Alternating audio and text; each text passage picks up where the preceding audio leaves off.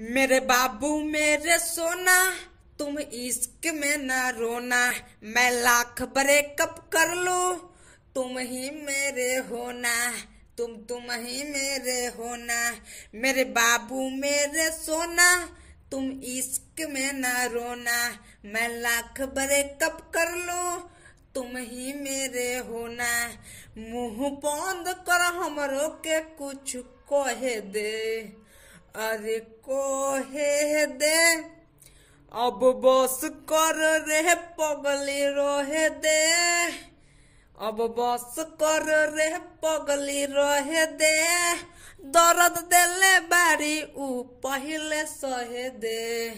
अब बस कर रे पगली रहे दे। दर्द देले बारी ऊ पहले सहे दे। नमस्ते प्रणाम, हम आप सबके छोट भाई शंभू कुमार समर। तो आज यही ट्रैक पे लिख के ला दिया हूँ शादी का सुपरहिट और शानदार स्पेशल सॉन्ग।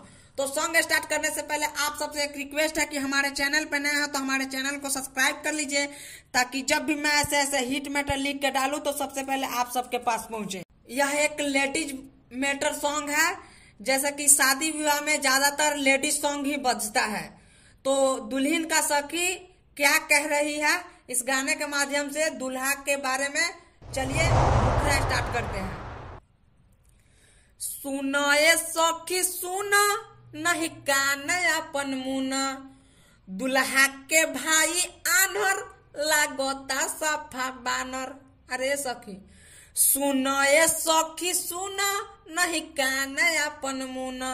दुल्हा के भाई आन्हर लागोता सफा बानर। बैठल बाटे यहाँ थे मोबाइल बा, हाँ मोबाइल बा। होके घोड़ा सवारी दुल्हा आइल बा, होके घोड़ा सवारी दुल्हा आइल बा। अपना दीदिया के साथ में लाइल बा। होके घोड़ा सवारी दुल्हा आइल बा। अपना फुआ के साथ में लाइल बा। तो दोस्तों इसका मुखड़ा कैसा लगा आप लोग कमेंट करके बताइए कि कैसा लगा। तो चलिए इसका अंतरा सुनाते हैं। नीचे लटकल बाटे लोटा दुल्हा के पापा के। सखिया सहसतिया झांकी के झापा से। ओकरा चाचा के नाक लागे भैंसा के आर। और मांगे दहेज कहे चाहे हमके कार। हम कही कथी अगुआ के भइल बा, अरे भइल बा। होके घोड़ा सवारी दुल्हा आइल बा, होके घोड़ा सवारी दुल्हा आइल बा। अपना दीदिया के साथ में लाइल बा। होके घोड़ा सवारी दुल्हा आइल बा। अपना मौसी के साथ में लाइल बा।